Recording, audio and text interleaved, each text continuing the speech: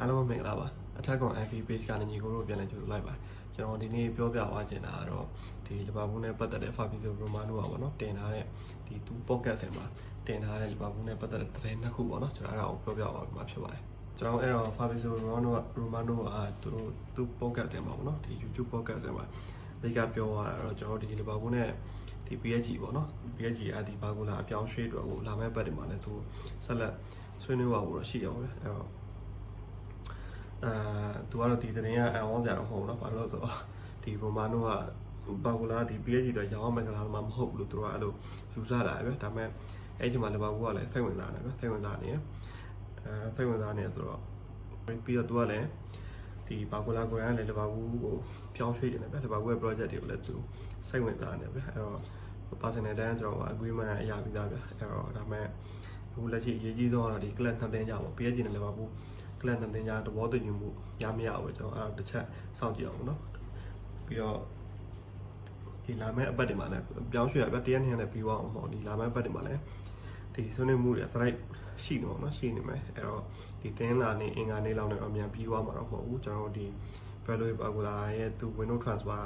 အခြေချဆုံးစာကဖြစ်နိုင်တယ်ပေါ့เนาะဘယ်လိုဖြစ်နိုင်တယ်လို့လည်းသူသုံးသပ်တာတယ်ပေါ့เนาะပြီးတော့ကျွန်တော်တို့ဒီ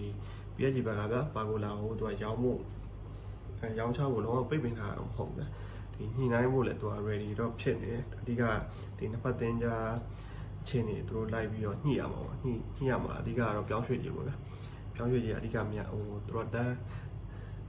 ယူရို190တန်း190နဲ့ခေါ်ရတော့လေကျွန်တော်တို့လည်းအခုကလည်းအဲ့လောက်မပေးကြဘူးဗျာမပေးကြတော့မရရအောင်အခုညှိနေရပါတော့။အဲ့လိုမျိုးပြောနေရပါ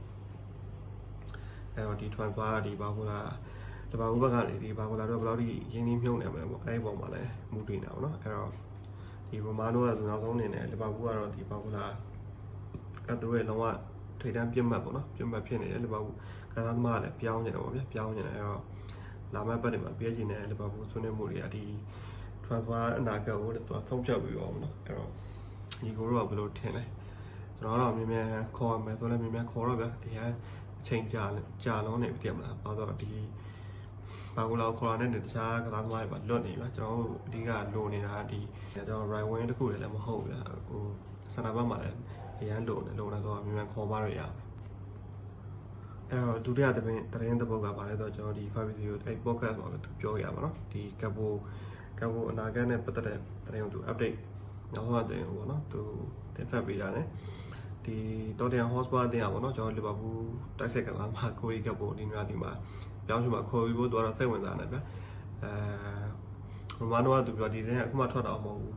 တင်မှာကြားထဲမှာလည်းတခြားထွက်တဲ့ဒီ reporter တွေတင်ထားရတော့ရှိရဒါပေမဲ့ confirm တော့မဖြစ်သေးဘူးပေါ့နော်ဒါပေမဲ့အခုတော်တန်ဟော့စပါနေနေဒီကပ်ဖို့သူစောင့်ကြည့်နေပါဗျာသူခေါ်လို့ရမရအောင်ပေါ့ကပ်ဖို့ဘာလို့အဓိကဒီအခုတော်တန်နေပြတက်တီးစားပြီပေါ့နော်ရိုဒိုဒီစားပြီရလဲကဘူသူ့နီးစနစ်မှာအကိုက်ညီမယ်လို့သူကလည်းယုံတော့ဗျာဟိုခေါ်ကျင်နေတဲ့ပုံစံဖြစ်န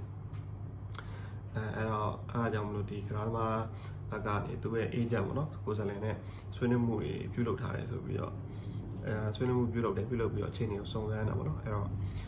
့တစ်ချက်ကျွန်တော်ဆောက်ပြပြီးတော့ဒီလွယ်ကူတော့ဖြစ်မှာတော့မဟုတ်ဘူးဘာလို့လီဗာပူးကနေကဘူရောင်းတော့ဖို့တော့အစီအစဉ်တော့မရှိဘူးတဲ့ဘာလို့နှစ်ရှည်နေ့ရှည်ကျွန်တော် contract လည်းပေးတာဗျဟိုတလောအရင်ရာဒီမှာကျွန်တော် contract ကချုပ်တာဆိုတော့လေအဲ့တော့ဒီလီဗာပူးအနေနဲ့လည်းလီဗာပူးအနေနဲ့ဒီကပ်ဘူကသူ့ရဲ့ကျွန်တော်အရေးပါတယ်တိုက်ဆိုင်ကစားသမားလို့လည်းသူကသတ်မှတ်ထားတယ်ဗျအဲ့တော့တခြားတော့ကျွန်တော်ဟိုဟာကြည့်ရပါဘောနော်ငယ်ဒီအဝါဘက်ကနေကျွန်တော်ဒီ Tottenham Hotspur ဘက်ကနေဒီအပြောင်းရွှေ့ကောင်းမှုတန်းတဲ့ကြီးနဲ့ကန်လမ်းမဲ့ဆိုတော့တမျိုးပေါ့နော်အကေတာမန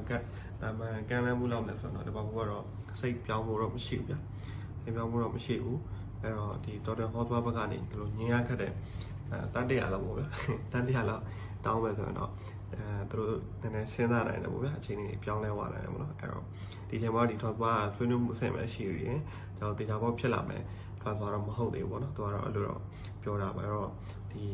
ီကပ်ပိုရဲ့ဒီဒါကနဲ့ပတ်သက်ပြီးဒီ Tottenham Hotspur လှုပ်ရှားမှုတွေကိုကျွန်တော်စောင့်ကြည့်ရမှာပေါ့အဲ့လိုတော့သူပြောပြတာပေါ့နော်အဲ့တော့ည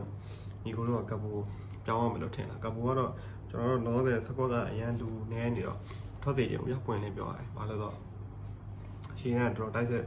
အင်းအားနဲနေဗျာအဲ့တော့ကဘို